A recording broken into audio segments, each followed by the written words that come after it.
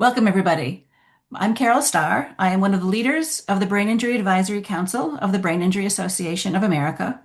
All of us are brain injury survivors. We come to you from across the country. All of us are volunteers using our experience to help other brain injury survivors. Collectively, we have more than 130 years as educators, as advocates, as mentors, making a difference for other brain injury survivors.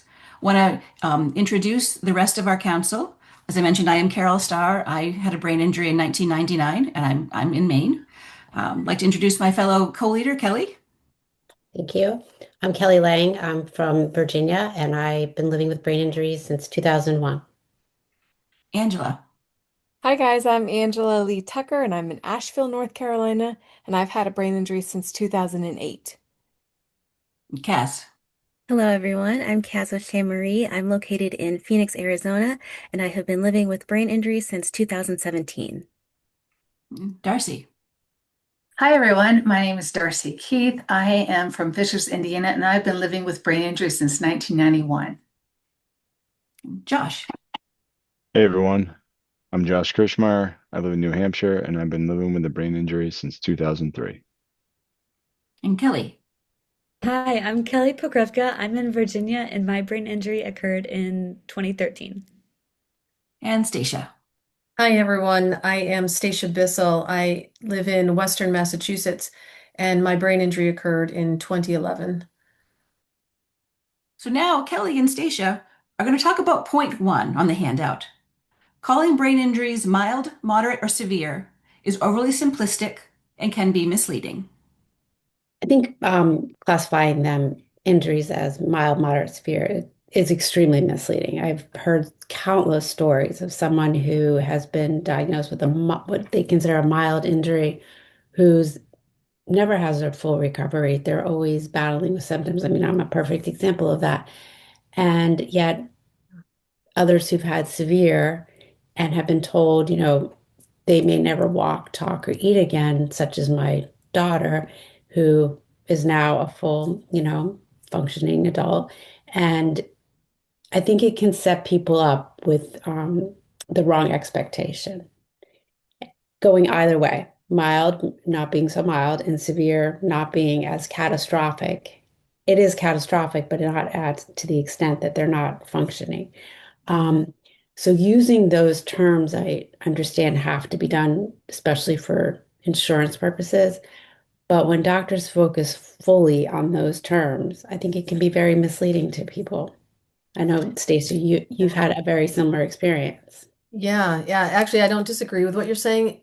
And yet, I like the simplicity of the terms too, generally speaking, because, post-brain injury, how it's hard to understand all the terminology in the first place. So the simplistic nature of those terms helped me a little bit, but I'll get into that in a second. But where I see it becoming more problematic is when like CT imaging or imaging of any sort, suggests one thing. Example, like there's no brain bleed or swelling. So a person is slapped with the message that they have a mild traumatic brain injury, and therefore the message is received that their experience will be or should be mild, but then that person's symptoms can be quite debilitating for the rest of their life, and that's not mild at all.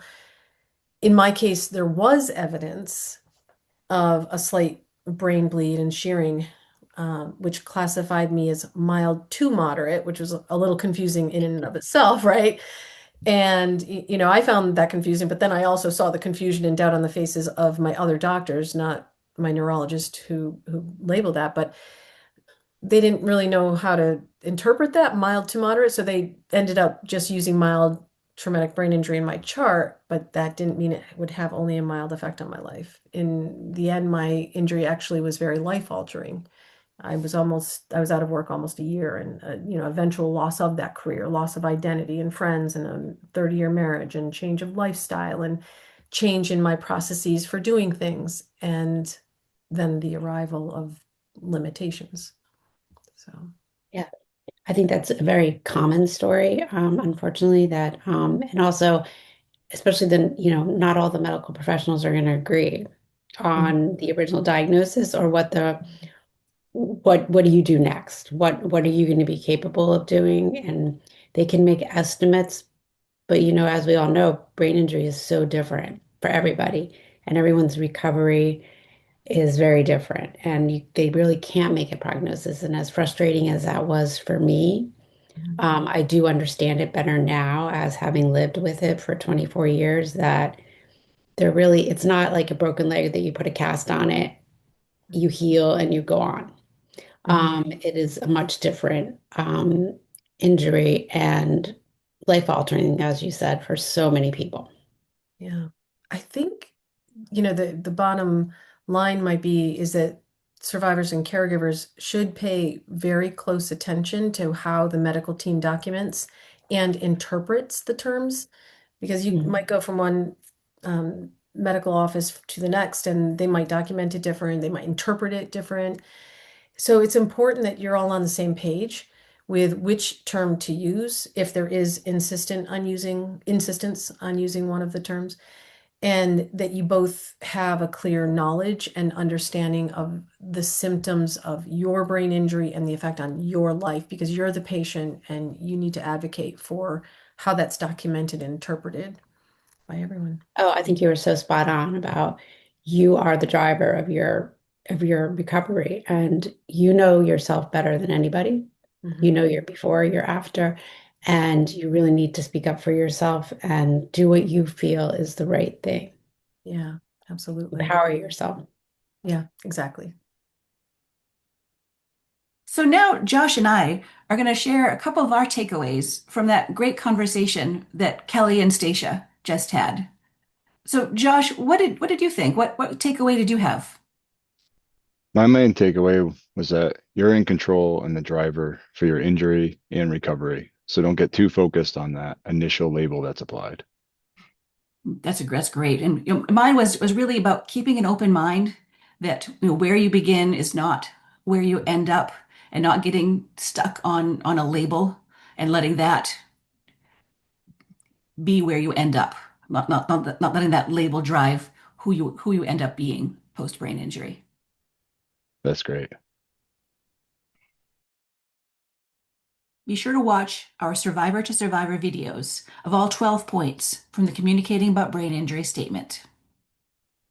Thanks for watching, guys.